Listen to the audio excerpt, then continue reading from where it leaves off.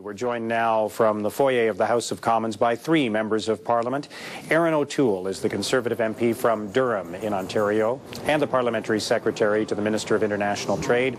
Jack Harris is the NDP MP for St. John's East in Newfoundland, and Wayne Easter is the Liberal MP for Malpeque in Prince Edward Island. Good afternoon to all of you. Thank you for joining us.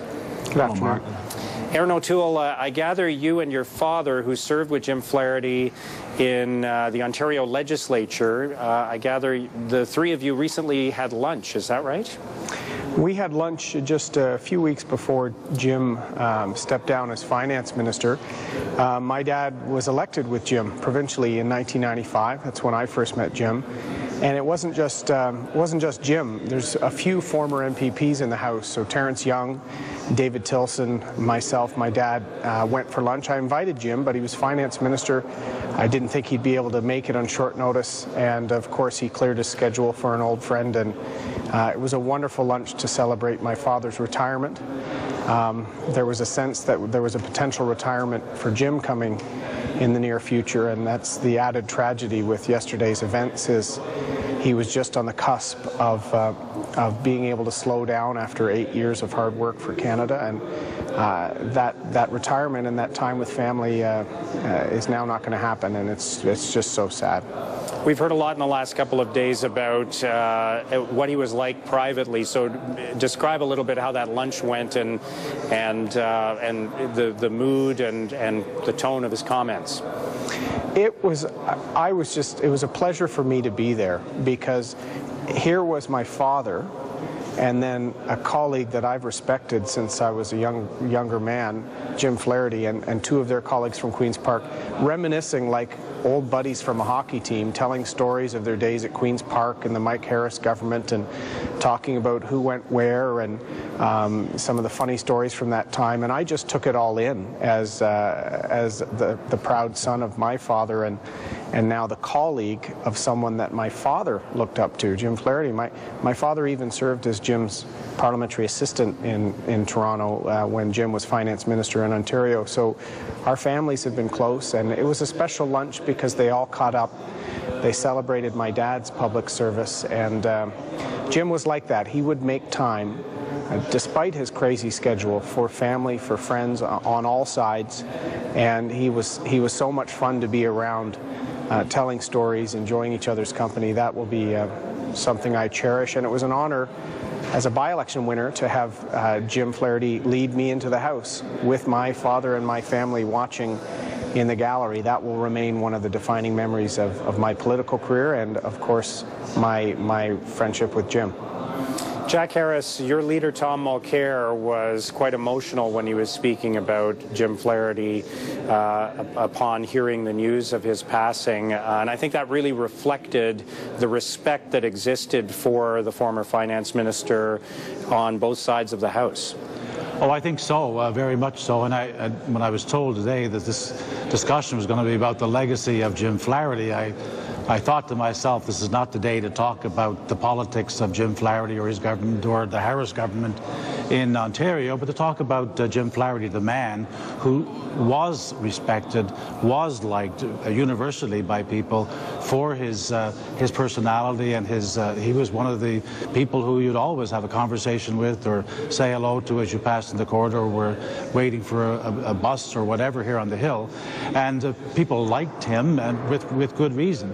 And the second thing, I think, which is extremely important, because regardless of what side of the fence you might be on in terms of policy, he had an enduring commitment to public service. And I think that's a model for anybody of any political stripe, that if you believe in something and want to make that contribution, there are opportunities to do that. Sometimes you have to persevere. I learned today only that he lost his first election and came back and ran again and got elected, re-elected, and then came to Ottawa. That's the way someone has an effect on the future of the country, and that's what the best of members of Parliament and people that are here are trying to do. And I think he exemplified that whether you agreed at any given time. He had 10 budgets, so I don't think we voted for very many of them. We may have voted for one when there was a special arrangement made, but that's the nature of politics. You can disagree on public policy and vigorously disagree, but at the same time, as we saw yesterday at 2 o'clock when we all heard the news, as you saw in Mr. Mulcair's reaction and this conversation we're having today, there is a lot that we have, that sometimes there's a lot more we have in common as individuals and as public servants than we do in terms of differences. Wayne Easter, it's a delicate balance, though, isn't it, to be a strong opponent and to be fiery and forceful in what you believe in, but at the same time to be respected and respectful. It's not an easy balance to manage, but he seemed to do it well. Yes, he did seem to do it well. I was almost going to interrupt Aaron when he was talking about his dinner with Jim Flaherty. I was going to ask if they had a Guinness. I'm told he liked Guinness, and so I actually just come back from Darcy McGee's where I had lunch with somebody, and I'm not a Guinness drinker. I might have drank 2 Guinnesses in my life. I'm a Scotch drinker, and I had a Guinness today to toast Jim Flaherty because I thought that was the right thing to do. But I think what you've seen yesterday in the House was the somber attitude yesterday and today. We are all colleagues in a partisan ring, if you want to call it that way, and very, very saddened to see this happen to one of her colleagues, maybe on the other side of the political divide between us. But he was a gentleman that you could very festy, had that Irish charm, had the little characteristics about him that always set off a little humor in some of his answers to questions. But he was a guy you could disagree with without having to be disagreeable, and that's we need more of that character around this place, where you can have strong disagreements, but go and have a beer afterwards and leave as friends. We do need more of that, and that's Jim Flaherty. Although he had already resigned as finance minister, he will be missed around here, and our heart has to go out to his family. He gave a lot to public life, being a finance minister and on the world stage a lot. Takes endless time away, drains the energy, and our heart has to go out to his family with his passing yesterday. And Aaron O'Toole, let's go back to you for a final word on this. That workload, I know, was huge for him, and he was somebody, unlike perhaps previous finance ministers, who was very, very busy on the international stage as well as the duties that he had here in Canada. Absolutely. You know, we often say in a more partisan way that Canada really is the envy of the world right now, and the G7 leading on all the economic indicators. And he was the face of Canada on the world stage when it came to our economic performance. You know, the Prime Minister and his one finance minister until recently was Jim Flaherty throughout the tumultuous years of the economic crisis, where Canada's approach and voice and our track record started being looked at globally.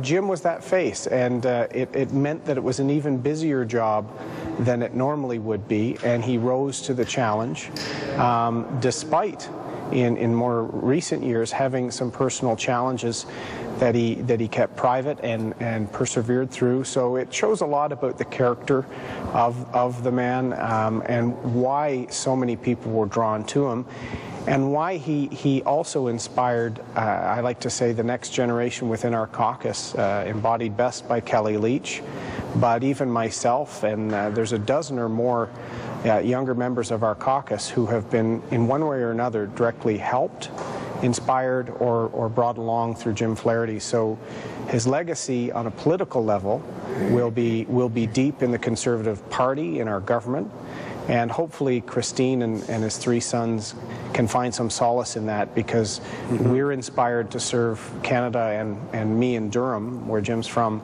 by his hard work and his track record. All right, we'll stop there. Thank you to all three of you for joining us. We appreciate it. Thank you. Thank you. Mark.